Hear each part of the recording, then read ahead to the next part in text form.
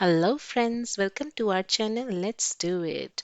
आज हम बना रहे हैं ginger garlic paste. Amazing paste, so handy, makes cooking so easy and quick.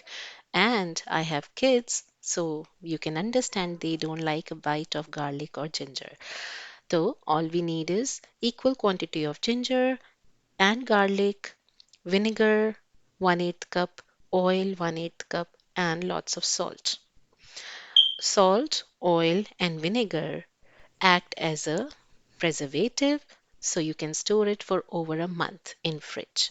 तो ठीक है, जिंजर को क्लीन कर लीजिए, गार्लिक को क्लीन कर लीजिए, सबको मिक्स जार में डाल दीजिए। पानी डालने के बजाय ऑयल, सॉल्ट एंड विनेगर डाल के इसे ग्राइंड कीजिए। पानी जितना कम डालेंगे, जिंजर गार्लिक पेस्ट उतनी देर तक फ्रिज में लास्ट करेगा। अच्छे से ग्राइंड कर लीजिए। जिंजर गार्लिक पेस्ट रेडी है।